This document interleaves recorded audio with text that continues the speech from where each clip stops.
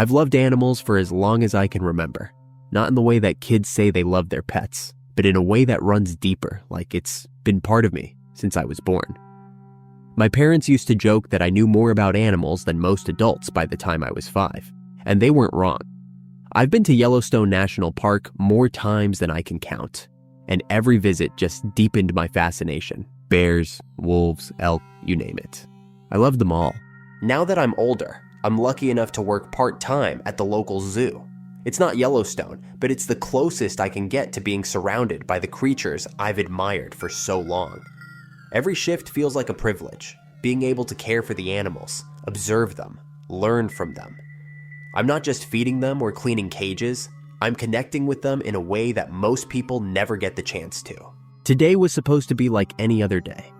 I was heading into my afternoon shift, walking past the enclosures like I always do, taking in the sounds of the animals.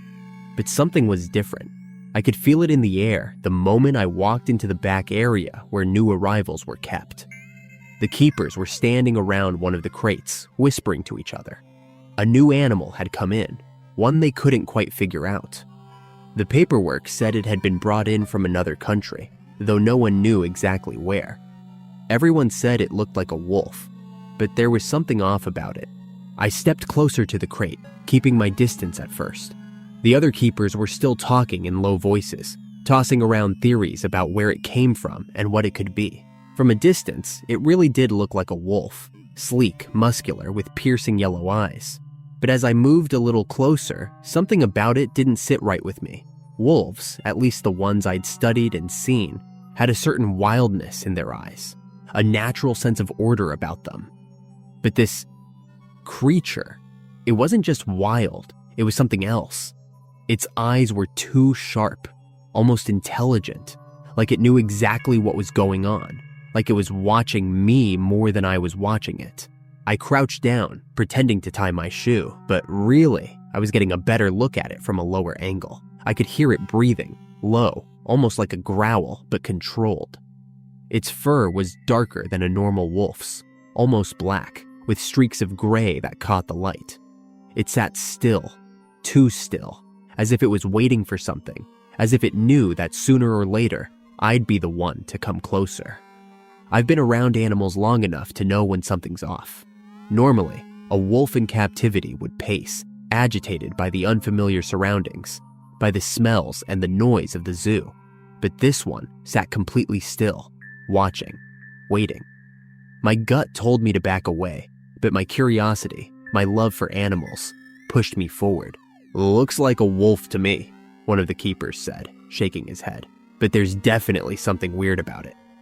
I nodded, not saying much, still studying the animal's eyes. There was something in them, something that made the hair on the back of my neck stand up. Before I could stop myself, I was reaching for the bars of the crate, just to get a closer look at the markings around its face.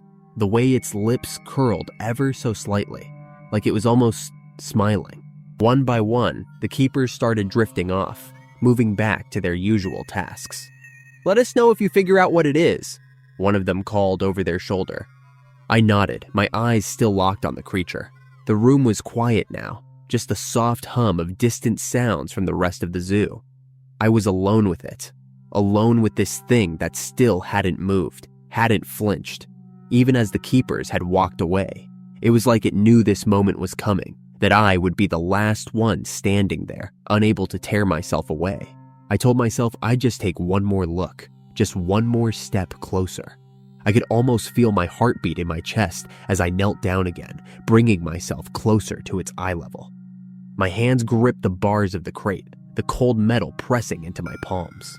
The creature's yellow eyes flicked toward my hands, and for a split second, I thought I saw its lip twitch again, like it was amused.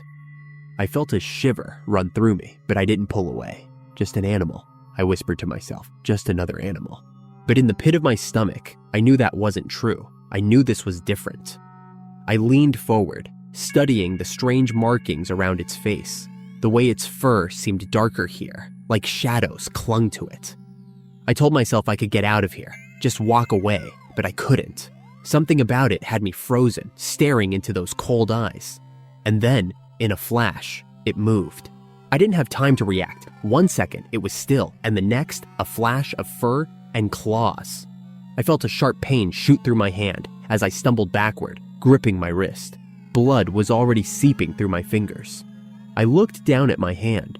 3 jagged scratches cut deep across my palm, already dark with blood.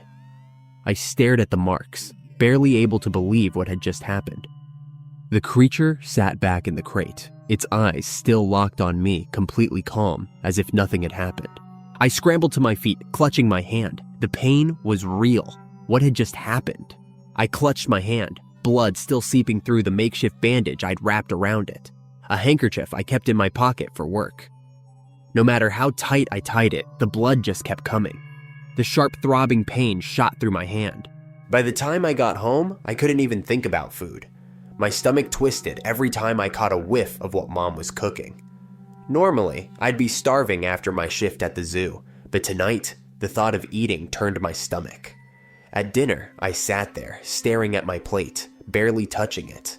The pain in my hand had dulled a little, but now there was this heaviness in my body, like I was dragging myself through the motions. "Greg?" Mom's voice cut through my thoughts. "You okay? You've hardly touched your dinner." "Yeah, I just don't feel great. Had a busy day at work, that's all." Dad looked over, raising an eyebrow. "You sure? You look a bit pale." I nodded quickly, not wanting to get into it. "Yeah, I'm fine. I think I'll just go to bed early." They didn't push it, but I could feel their eyes on me as I excused myself from the table. Once I was upstairs in my room, I collapsed onto my bed, clutching my hand again. The pain was still there, throbbing, but I was too exhausted to even think straight. The next morning, I woke up with an itch, a deep, crawling itch that spread across my arms, my legs, even my face. I scratched at my body, groaning as I kicked the covers off. What the hell? It felt like my skin was on fire. I stumbled out of bed, still scratching. "Mom!" I called out. "What did you wash my clothes in?" Her voice floated up from downstairs. "Same stuff I always use, honey." I'd never had a reaction like this before. Maybe it wasn't the clothes, maybe. I didn't even know what to think. I grabbed my towel and headed to the bathroom, still scratching. When I got there, I flicked on the light and looked at myself in the mirror. My eyes widened.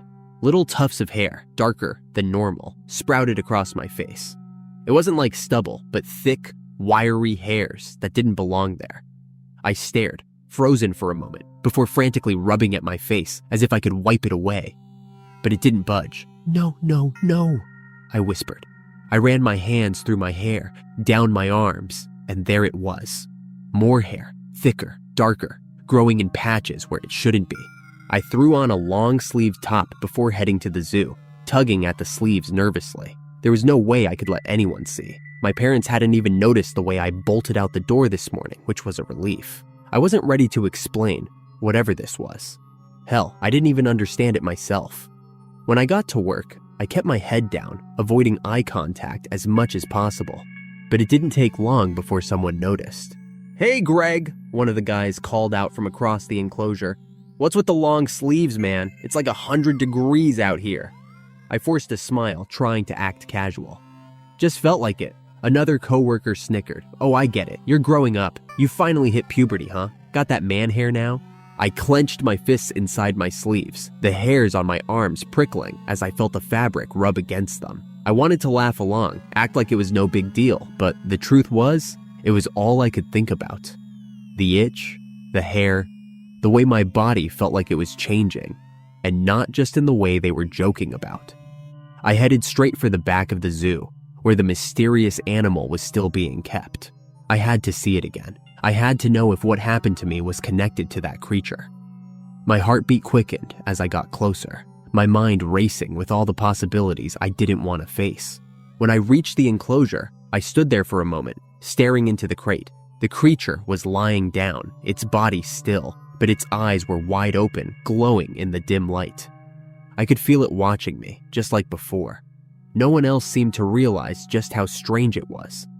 They all brushed it off as some kind of exotic animal from another country, something they couldn't quite identify. "What are you?" I muttered. I glanced around, making sure I was alone, then pulled up my sleeve just enough to look at the scratches again. They hadn't healed like normal scratches should. In fact, they looked worse, angry, red lines across my skin, and more dark hairs were beginning to sprout from the edges. My stomach turned at the sight of them. Later that evening, I found myself in my room, the door closed behind me as I sat in front of my computer. My hand was still throbbing, the scratches dark and angry under the bandage. But it was the itching, the constant, relentless itching, that was driving me crazy. I couldn't stop scratching at the hairs on my arms, which seemed thicker every time I looked at them. I stared at the old Netscape browser on my screen, the cursor blinking as I typed in search after search. Animal injuries that don't heal, I typed first. The results weren't helpful, mostly sites about infections or treatments, nothing about hair growth or the other symptoms I was experiencing. I deleted the search and tried something else. Scratches from unknown animals. Still, nothing useful. None of this made sense. I wasn't just dealing with an infection, I knew that much. The creature's eyes, the way it watched me, the way I felt ever since I'd been scratched. There was something more to this, something I couldn't explain. My fingers hovered over the keyboard again before I typed, "Animal attack strange symptoms." This time, the results were different. One of the links mentioned folklore, strange stories about animals and transformations. My heart raced as I clicked on the link. The page was old, barely loading as the dial-up connection crawled along. When it finally appeared, I started reading, my eyes narrowing as I scrolled through the text. There were stories of people being scratched by wolves or other wild animals and changing. The words didn't make sense at first. It talked about legends, people turning into animals, growing hair, losing control. Werewolves, I muttered, shaking my head. No way. I laughed under my breath, but the uneasy feeling in my chest wouldn't go away. The more I read, the more it started to click. The thick, dark hair, the itching, the strange behavior of the creature at the zoo. Could it be? Just as I was about to dive deeper into the next page, there was a knock on my door. "Greg, honey, I need to call your granddad." My mom's voice came from the hallway. "Can you get off the internet?" I sighed, slumping back in my chair. Yeah, just give me a second.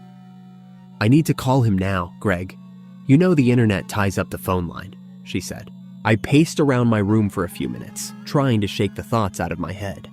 Werewolves. It was ridiculous. But the more I tried to ignore it, the more the pieces started to line up in my mind. The hair, the itching, the way Clinton growled at me this morning. It all pointed to something. Impossible. And yet, there it was. I couldn't get back on the internet, not with my mom using the phone line. But I couldn't just let this go. There had to be another way to get more information.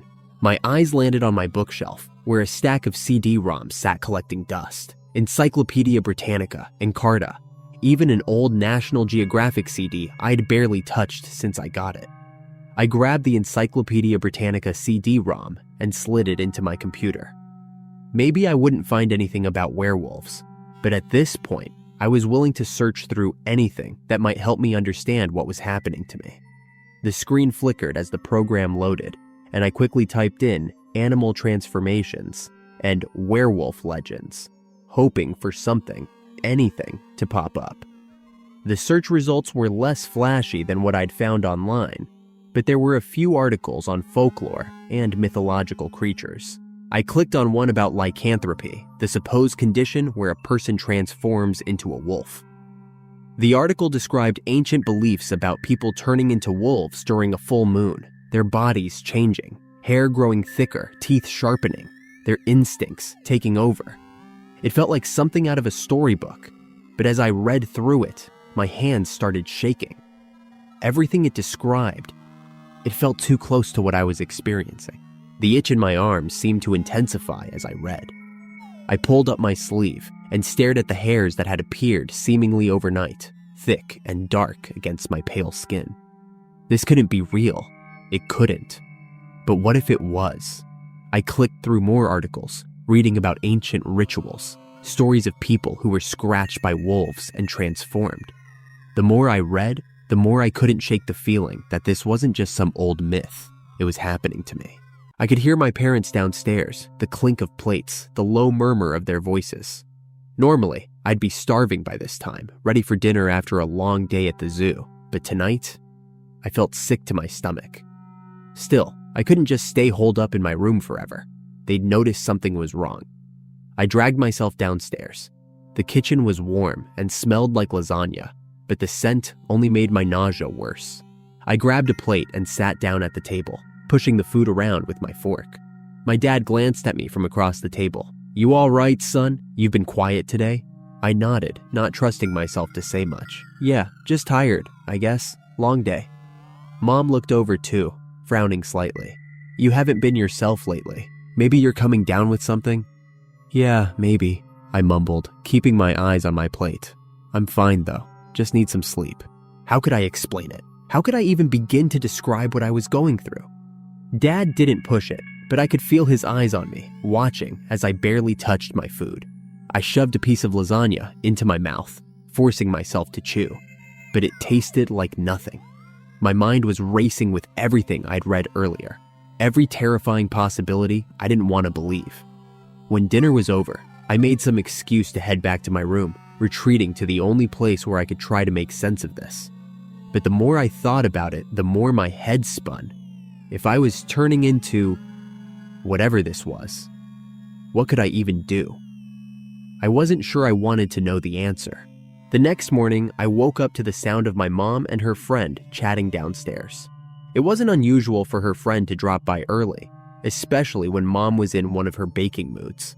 I could already smell something sweet from the kitchen, probably muffins or scones. My dad had already left for work, and the house felt unusually lively with their voices downstairs. I rubbed my eyes and stretched, scratching at my arms. The itch was worse than ever. It wasn't just on my arms anymore, it had spread to my neck and chest. I could feel the thick hairs poking through my skin, and every touch made my skin crawl. I needed to change out of my long-sleeved shirt, but half my clothes were still on the line from yesterday. I didn't feel like facing Mom's questions, or worse, her friend's gossip. So I slipped out of bed and crept downstairs quietly. I could hear their conversation, their laughter, as I stepped out into the backyard. The sun was already high, and the heat was sweltering. I made my way over to the clothesline, pulling down a dry shirt. As I tugged it over my head, I heard a low growl. I froze. Clinton. He was in the garden, his eyes locked on Monica, my mom's friend's dog, a big, friendly Labrador. Clinton was still intact, still as big and strong as ever, but something about him was different. He was focused on Monica, circling her like a predator. But then his eyes flicked to me. The moment Clinton saw me, the growl grew deeper. His lips curled back, revealing his teeth. "Clinton," I whispered, holding up my hands. I took a cautious step back. This wasn't like him. I know he'd growled at me the other day, but this wasn't like him at all. Clinton had always been my dog, my loyal companion. But now his eyes were wild, as if he didn't recognize me. Monica whined, stepping back as Clinton's growl grew louder. I took another step back, but before I could react, Clinton lunged at me. "Clinton!" I shouted, stumbling as his teeth snapped just inches from my arm. I managed to dodge, but he came at me again, faster this time, growling viciously. This wasn't a playful attack. He was trying to bite me. "Stop!" I yelled, backing away, but Clinton didn't listen. He kept coming, barking and growling as he lunged at me again, his teeth grazing my arm. I shoved him off with all my strength, managing to push him back for a moment, but I could see it in his eyes. He wasn't going to stop. Monica barked, startled by the sudden aggression, but stayed out of the way, watching nervously as Clinton circled me again. I could hear my mom and her friend chatting inside, completely oblivious to what was happening in the yard. I didn't have time to think. I turned and bolted for the back door, slamming it shut behind me just as Clinton lunged again, his body slamming into the door with a loud thud. I leaned against the door, breathing hard. Clinton barked and scratched at the other side, his growls low and angry. My own dog had just tried to attack me. I stayed inside most of the day after the incident with Clinton. I couldn't shake the image of my own dog lunging at me, like I was a stranger or some kind of threat. By the time evening rolled around, my thoughts were spinning out of control. I couldn't deny it anymore. The itching, the hair, the way Clinton had reacted. This wasn't normal. My mind kept going back to what I'd read about lycanthropy, the legends, the folklore. Could it really be happening to me? Was I turning into a werewolf? I needed answers, but I couldn't just tell anyone. No one would believe me, and even if they did, what could they do? That's when I remembered something I'd heard at school. There were rumors about this kid, Ryan. People said he had this old camera, and it wasn't just any camera. According to the rumors, the pictures it took didn't just show what was there. They showed things that weren't supposed to be seen. Dark things, secrets, the truth. At first, I'd laughed it off, thinking it was just some dumb story to scare people. But now, with everything that was happening, the idea that the camera might reveal something about the creature at the zoo, something that could help me, didn't seem so ridiculous. I tracked Ryan down after class. He was standing near the lockers, looking as bored as ever. I wasn't sure how to bring it up, but I knew I didn't have time to waste. "Hey, Ryan," I said, trying to sound casual as I approached. He glanced at me, raising an eyebrow. "Yeah?" I've heard about your camera," I said quietly, leaning in so no one else could hear. "The one that shows things. Weird things." "Yeah, what about it?" he asked, his voice low and cautious. "I need your help," I blurted out. "There's something going on, something I can't explain, and I think maybe your camera can show me the truth. I need to take a picture of something." Ryan crossed his arms, looking me over like he was deciding whether or not to even entertain the idea. "What is it you need to take a picture of?" I hesitated. How was I supposed to explain this without sounding completely insane? But there was no turning back now. "I think it's a werewolf," I said quietly. "I'm not sure, but there's this creature at the zoo, and I think it scratched me.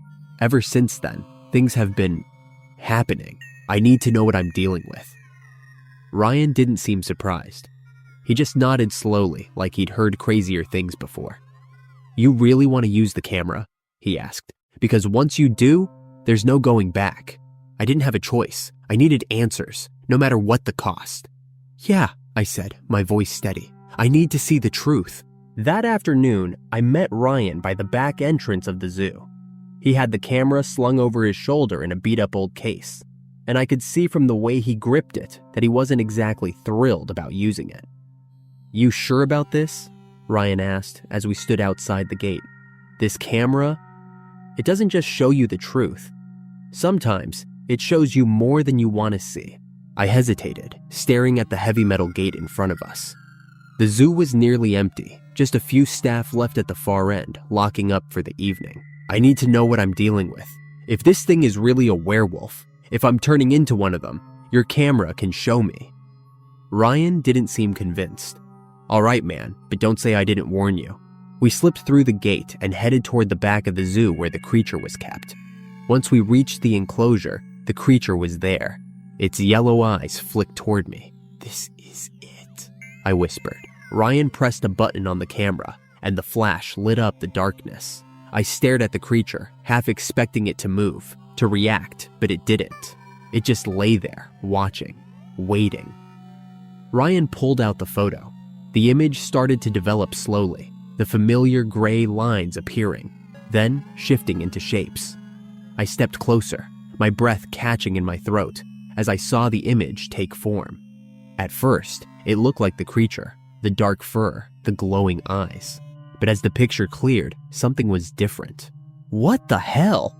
Ryan said, holding the picture up for me to see. The image showed more than just the creature. It showed the transformation, a human figure merging with the beast. And then my blood ran cold. The figure in the photo looked just like me. This can't be right," I stammered, stepping back, trying to put some distance between myself and the picture. "There's no way."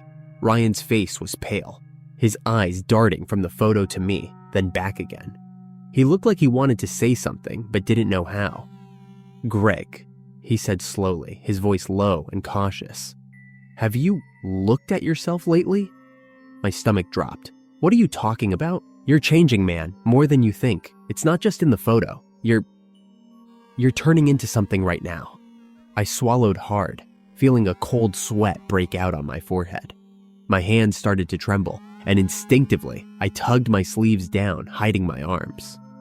"You're wrong," I muttered, taking another step back. "I don't feel any different." But even as I said it, I could feel it. The itch beneath my skin, the hair prickling at the back of my neck, my muscles tensing in ways they shouldn't. I knew something was wrong. Ryan stepped closer, lowering his voice. "Go find a mirror, Greg. Just look at yourself." I bolted from the enclosure, my breath ragged, as I found the nearest restroom in the zoo. I threw the door open and stumbled inside. The mirror above the sink stared back at me, clean and unassuming. I didn't want to look, but I had to. Slowly, I stepped toward it, gripping the edge of the sink with both hands. I raised my head, forcing myself to meet my own reflection. And then I saw it. The hair on my arms had thickened, matted, and spread like wildfire across my skin. Coarse black tendrils snaked up my face, wrapping around my jaw and choking my neck.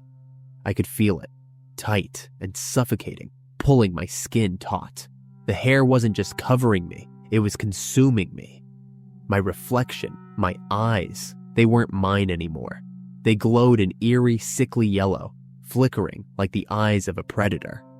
Pupils too wide, too dark. I caught a glimpse of my teeth in the dim light. They were sharp, too sharp.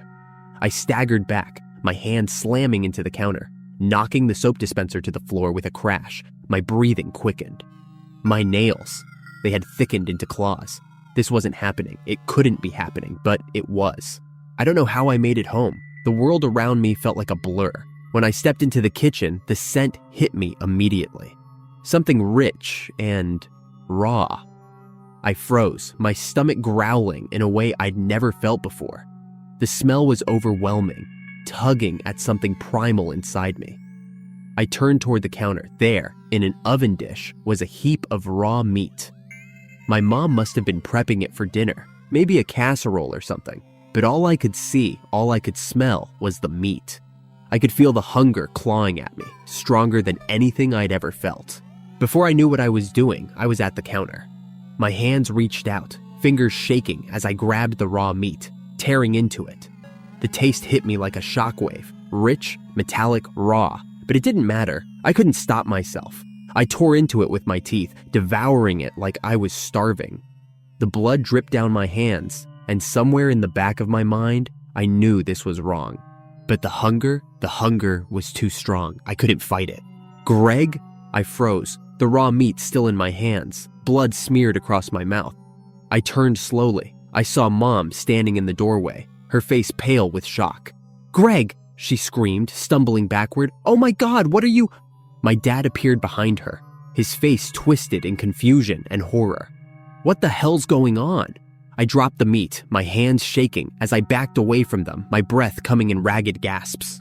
I couldn't explain it. I couldn't stop it. "Stay back!" I warned, but my voice was strange, gruff, almost inhuman. Dad lunged at me, trying to grab me, trying to stop whatever nightmare was unfolding in front of him. But he wasn't fast enough. I moved instinctively like a predator. Before I knew it, my claws were slashing through the air, cutting across his arm. He yelled, stumbling back, clutching his bleeding arm. Mom screamed, rushing toward him, her eyes wild with terror. But before she could reach him, I turned on her faster than I could control. My teeth sank into her shoulder, the taste of blood filling my mouth again. She screamed, louder this time, and I let go, stumbling back, my breath coming in ragged gasps. I stared down at my claws, dripping with their blood, and the reality of what I had done hit me. But instead of guilt, something else stirred inside me, something darker. I didn't want to be alone. I wanted to turn them to be like me forever. I watched as their bodies convulsed, the transformations taking hold. My dad's back arched, his bones cracking and reforming as his hands twisted into clawed, fur-covered limbs. Mom's face contorted as her jaw elongated, turning into a snout. We were the same now. We were a pack now. I turned and bolted for the door, my claws clicking against the wooden floor as I ran, the hunger driving me. My parents followed, their breaths heavy as they sprinted after me, our new forms moving faster, stronger than we ever had before. We burst out into the night, the cool air hitting our faces as a full moon hung high above. The town of Erie Creek stretched out in front of us, but I had only one destination in mind: the woods.